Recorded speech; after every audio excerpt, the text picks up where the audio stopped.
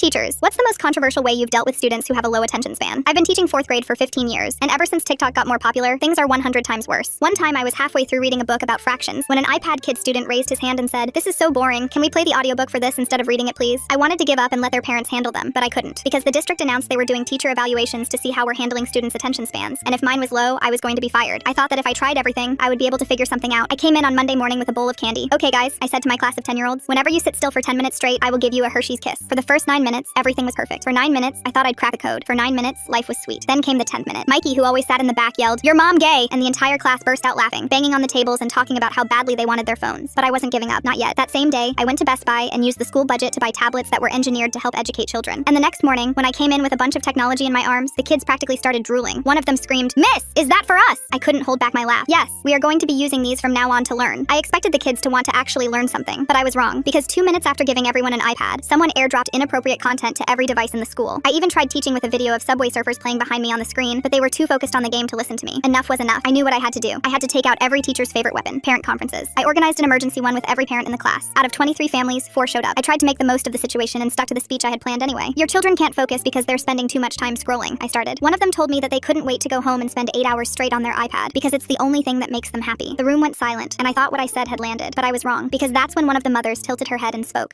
Well, maybe the problem isn't us or the iPads. Maybe your teaching style just isn't working. Have you ever considered another line of work?" I didn't have a response. I just sat there feeling my face get hot. I only had a day until my evaluation, and I didn't know if I was going to be fired. I stared at the ceiling until 3 in the morning, and that's when I decided to do something desperate, something no teacher should ever do. The next day, I walked into class and put down the textbook. The room went quiet, that suspicious quiet kids get when they think you're about to cry. I spoke. "I'm going to tell you something I shouldn't tell you." My classroom full of iPad kids went silent. This was enough to grab their attention. I continued, "And I'm going to ask you for something I have no right to ask, something no teacher would ever ask their students." They all nodded in unison. I told them everything, the evaluation, the 40% of my pension I'd lose if I got fired, how me and my daughter would be evicted if I got fired. I told them I wasn't asking them to love learning. I was asking them to help me keep my job, just for this one evaluation. After that, they could go back to ignoring me. Mikey, the kid in the back, raised his hand. "So basically you're saying our behavior could ruin your life?" "Yes," I said. Mikey responded, "That's a lot of pressure to put on 10-year-olds. I sighed. "I know, I'm desperate." I waited for the laughter, the TikTok recording. Instead, someone else asked, "What do you need us to do?" The evaluation happened the next day. The kids pretended to have perfect attention spans. They raised hands. They answered questions. They looked at me like I was saying something that mattered. When the bell rang, the evaluator told me to wait. I sat there for 20 minutes, convinced I'd failed anyway. Then the door opened. But it wasn't the evaluator. It was Dr. Williams, the district superintendent. I'd met her exactly once before, at someone else's retirement party. She sat down with a huge smile on her face. "This whole thing was staged. None of their bad behavior was real." I stared at her in shock, having no idea what she meant. What are you talking about?" She explained. "It was a test. We put the most challenging students in your classroom on purpose to see how you'd handle it. We wanted to see if you would keep trying or if you would give up on them." I didn't even know what to say. "But why?" She smiled even brighter. "Because we want to promote you and offer you a position on the State Board of Education. After seeing how you handled everything, we need you on our team." I took the position. Fast forward 2 years, I'm rich, and got my money up, not my funny up.